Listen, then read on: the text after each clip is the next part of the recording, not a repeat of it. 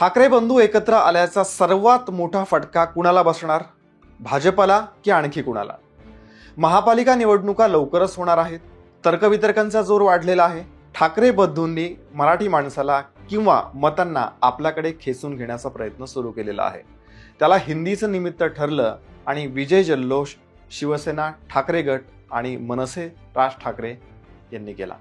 त्याचा किती फायदा होईल हे आत्ताच सांगता येणार नाही, पण संभाव्य समीकरण काय, कुणाला फायदा होणार, कुणाला फटका बसणार याचा अंदाज मात्र नक्की बांधता येणार.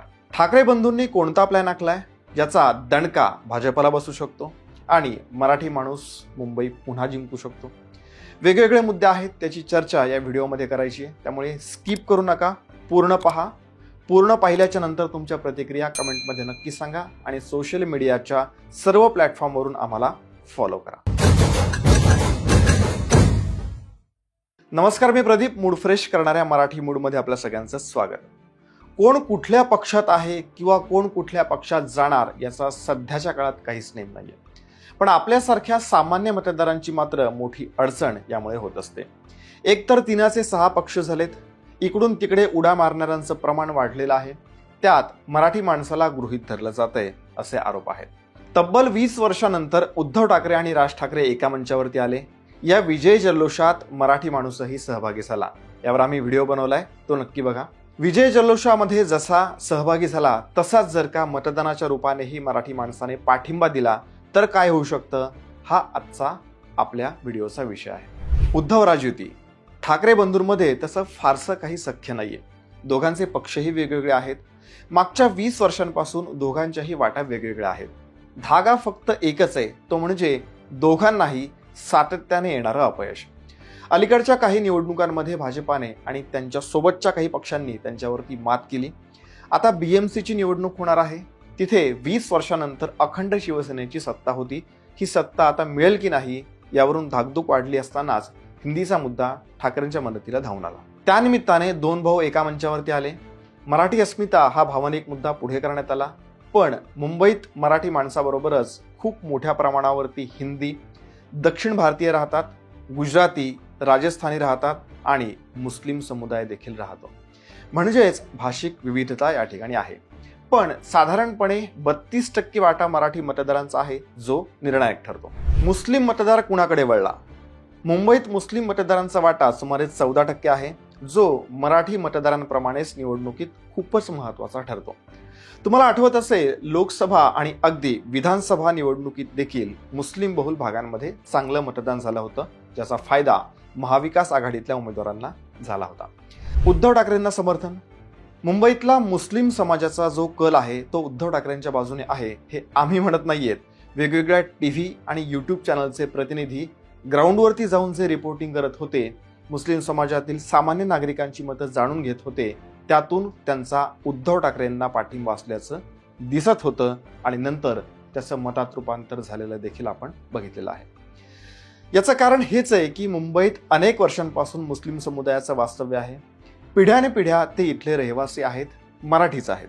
पण काहीही झालं तरी भाजपला पाठिंबा द्यायचा नाही ही त्यांची भूमिका राहिलेली आहे. पारंपरिक काँग्रेसचा मतदार असंही आपण त्यांना म्हणू शकतो. काँग्रेस आणि उद्धव ठाकरे सोबत असल्याने आणि मराठी अस्मितेचा ठाकरेंचा मुद्दा पहिल्यापासूनचा राहिलेला असल्याने त्यांनी ठाकरेंना पाठिंबा दिला. त्याशिवाय जाती धर्माच्या फुटीचा महत्वाचा मुद्दा उद्धव ठाकरेंनी हायलाईट केला. त्यामुळे मुस्लिम समुदाय आकर्षित झाला. महापालिकेतही हेच होण्याची शक्यता आहे जर का एकत्र लढले तर. मराठी मुस्लिम एकी. मगाशी सांगितलं तसं मुंबईत मराठी मतदार 32% तर मुस्लिम मतदार 14% आसपास आहे. ते एक झाल्यास ठाकरेंना फायदा निश्चित आहे जर का ते एकत्र लढले तर. किमान बलाढ्य भाजपाचा सामना तरी करू शकतील. मराठी आणि मुस्लिम मतदार एकत्र आले तर ठाकरे बंधूंना BMC निवडणुकीमध्ये मोठा फायदा होऊ शकतो, तर महायुतीला मतांचा मोठा हिस्सा गमवावा लागू शकतो. दोघांनाही भाजपाचे लोक हलक्यात घेतात. जसं की मुंबईमध्ये व्हेज नॉनव्हेजचा वाद होतो, त्यावेळी भाजपा गुजराती, राजस्थानी नागरिकांच्या बाजूने अधिक झुकलेला आपल्याला पाहायला मिळतो. वापरा आणि फेकून द्याचं हॅमरिंग. सध्याच्या परिस्थितीमध्ये मराठी अस्मितेच्या मुद्द्यावरती ठाकरे बंधूंची पकड मजबूत दिसतेय. हिंदी सक्तीच्या GR वरून इतर भाषिकांना मारण्याचा विरोध करण्यावरून भाजपाची प्रतिमा मराठी विरोधी किंवा अमराठी समर्थनाची असल्याचं बिंबवण्यात ठाकरे यशस्वी ठरले. आता गर्दी झालेल्याचं रूपांतर मतांमध्ये होतं का यासाठी वाट पाहावी लागेल. 2024च्या विधानसभा निवडणुकीत ठाकरेंच्या सेनेला 20 जागा मिळाल्या तर मनसेला एकही जागा मिळालेली नव्हती. अर्थात त्यावेळी ते वेगवेगळे होते. आता एक झाले तर कदाचित मराठी मतदारांचा उत्साह वाढेल. भाजपा हे राजकारणातले व्यापारी आहेत, ते वापरून फेकून देतात असं सातत्याने लोकांवरती ठाकरेंकडून बिंबवलं जाते. त्यामुळे मराठी माणसामध्ये भाजपाविषयी नाराजी वाढू शकते, विशेषतः जर मराठी अस्मितेचा मुद्दा तीव्र झाला तर. भाजपाचा मतदार कोण? मुंबईत अमराठी मतदारांचा वाटा सुमारे 54% आहे. मग यामध्ये उत्तर भारतीय, गुजराती, मारवाडी या समाजाचा मोठा हिस्सा आहे. हा गट परंपरेने भाजपाची वोट बँक मानला जातो. मात्र ठाकरे बंधूंच्या संभाव्य एकीकरणामुळे मराठी मतदारांचं जर का ध्रुवीकरण झालं तर याचा फटका हा भाजपाला बसू शकतो. अशा वेळी काय करू शकते भाजपा? मराठीच्या मुद्द्यावरती अधिक आक्रमकता आणण्यासाठी एकनाथ शिंदेंच्या सेनेला बळ देऊ शकते. जसं विधानसभेत शिंदेंना यश मिळालं त्याचीच पुनरावृत्ती आताही होऊ शकते. छोट्या छोट्या प्रादेशिक किंवा स्थानिक प्रभाव असलेल्या पक्षांना सोबत घेण्याची योजना आखू शकतो. मराठी अमराठी वादाला हिंदू मुस्लिम वादात रूपांतरित करण्याची एक योजना आहे. खरं तर ती आताही आपण अनुभवू शकतो. एका व्यावसायिकाला मारहाण झाली, यानंतर तो गुजराती असल्याचं समोर आलं. यात वाद होता फक्त मराठी न येण्याचा, पण याला हिंदू मुस्लिम रंग देण्यात आला. हिंदूच हिंदूंना मारतोय, मुस्लिम बहुल भागात जाऊन त्यांना मारून दाखवा असं उगाच समाजामध्ये तेढ निर्माण करणारी वक्तव्य काही विघ्न संतोषी लोक करताना आपल्याला दिसून आली होती त्यावेळेला. जसं की राणे पिता पुत्र. मराठी आणि मुस्लिम मते विभाजित व्हावी हा यामागचा उद्देश आहे. पण निरीक्षण केलं तर अशा वेळीही मुस्लिम समुदाय ठाकरेंनाच पाठिंबा देत असल्याचं दिसतं. यावर भाजपा विचार करणार आहे का हे आपल्याला पुढच्या काही दिवसामध्ये कळेल. मराठीला अभिजात भाषेचा दर्जा मिळाला तो नरेंद्र मोदी या भाजपाच्या पंतप्रधानांच्या काळामध्ये. यासंबंधीचं पत्र काँग्रेसच्या कार्यकाळामध्ये देण्यात आलं. माजी मुख्यमंत्री पृथ्वीराज चव्हाण यांनी 2012 साली एक समिती नेमली होती. प्रक्रिया सुरू झाली होती, पण सातत्याने पाठपुरावा करत श्रेय घेण्याचा प्रयत्न उद्धव आणि राज ठाकरे यांनी त्यावेळी केला होता. BMC मध्ये शिवसेनेची सत्ता होती, ती मिळवण्याचा भाजपाचा प्रयत्न असला तरी मराठी अस्मितेचा मुद्दा हा अधिक तीव्र झालेला आहे.